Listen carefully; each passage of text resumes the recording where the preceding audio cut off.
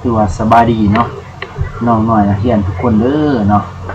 มันมาพบกันเสียงเก่าเสียงเคยกับ2อาจารย์ตวนสอนคณิตศาสตร์เนาะผู้ใดเข้ามาติดตามรับชมใหม่ก็อย่าลืมกดไลค์กดแชร์กดติดตามอาจารย์เด้อเนาะเพื่อเป็นกำลังใจในการทำคลิปต่อไปเนาะมื้อนี้มาพบกันในมันก็แม่นจะสอนในวิชาคณิตศาสตร์ชั้นม .4 เนาะอยู่ในบทที่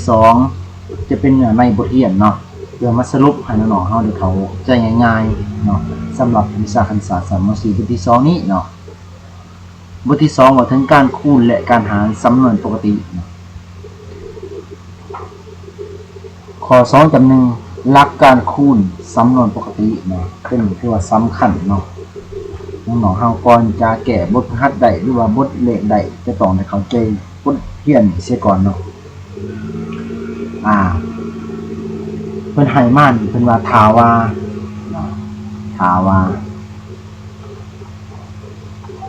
a ส่วนกับ b และก็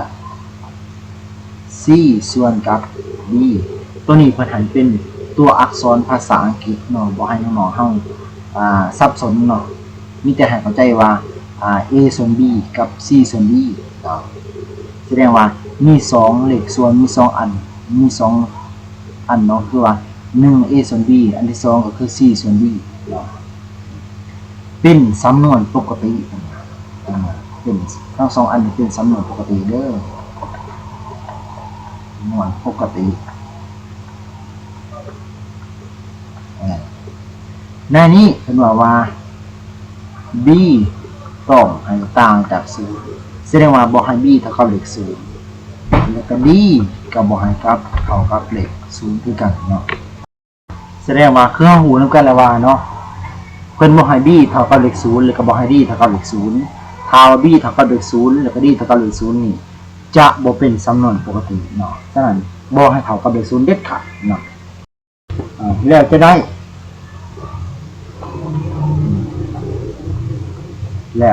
เนาะคือว่าตัวนี้จะเป็นสูตรเด้อสูตร a ส่วนกับ b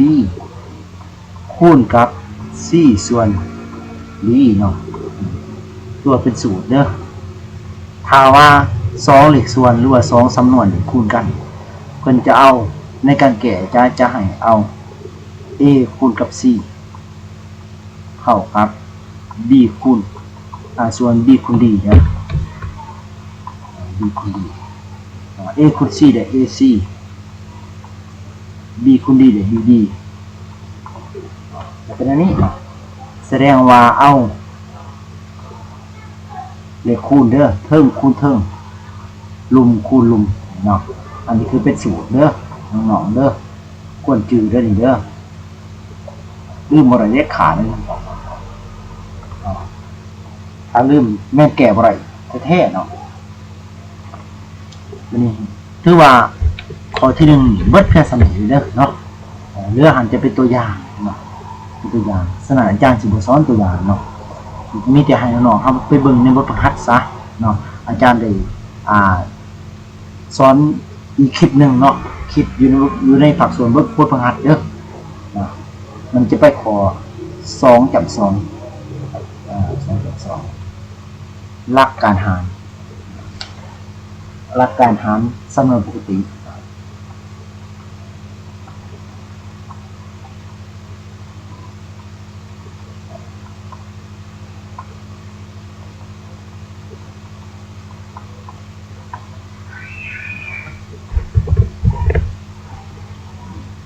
ตัวนี้เนาะสำหรับหลักการหารสำนวนปกติเพิ่นก็บอกว่าถ้าว่ากันเนาะถ้าว่า a ส่วน b และก็ c ส่วน d คือกันเนาะเป็นสำนวนปกติคือกันเนาะ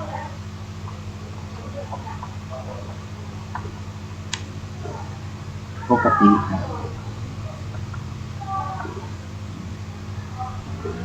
ในนั้นเพิ่นบอกว่า d ต่างจาก0แล้วก็ d ก็ต้องต่างจาก0แสดงว่าบ่ให้เท่า0เด็ดขาดเนาะแล้วได้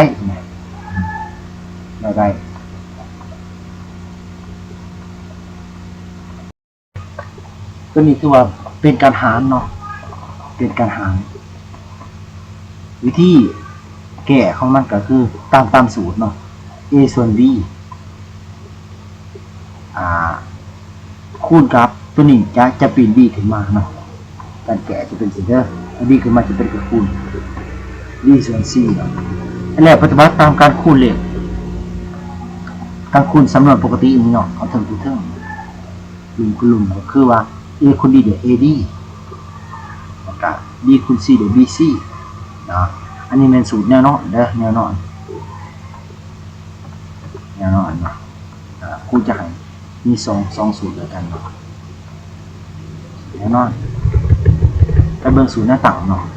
แต่จริงสูตรตัวนี้เป็นสูตรอันเดียวกันเด้อเนาะแต่ว่าต่างการเขียนซื่อเนาะคือว่าใส่2สีไหนเนาะ2สีซะ a ส่วน b ส่วนใหญ่เนาะ c ส่วน d เนาะอันนี้เป็นอันที่1แบบที่2ผู้จะใช้ที่1ที่2เนาะตัวนี้แม่นหลักการแก้จะแม่นเอานอกคูณนอกแล้วก็ในคูณในเนาะเท่ากับ a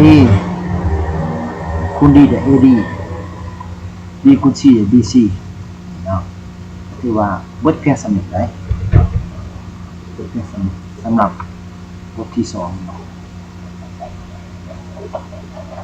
จริงๆหนอมคนจริงเด้อนี่เด้อ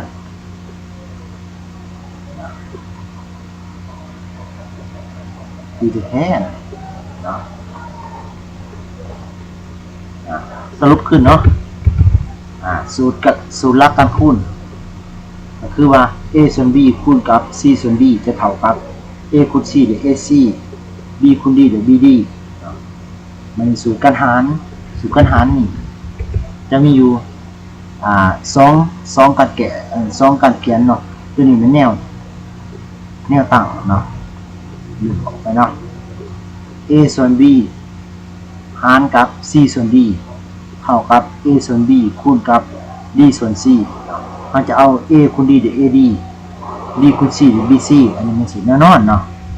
เบิ่งสูตรหน้าต่าง a ส่วน b หารกับส่วนใหญ่เนาะ c ส่วน d ตัวนี้เขาจะใส่นอกคูณนอกในคูณในเอาตัวนี้คูณก่อนเนาะ a คูณ d เดี๋ยว ad ส่วนกับ b คูณ c เดี๋ยว bc เนาะอันนี้เป็นสูตรหน้าต่างเนาะคนจืดด้วยเนาะสำหรับคลินิกอะจบไปสนิทก่อนเนาะหวังว่าน้องๆเขาควรจะเข้าใจเนาะ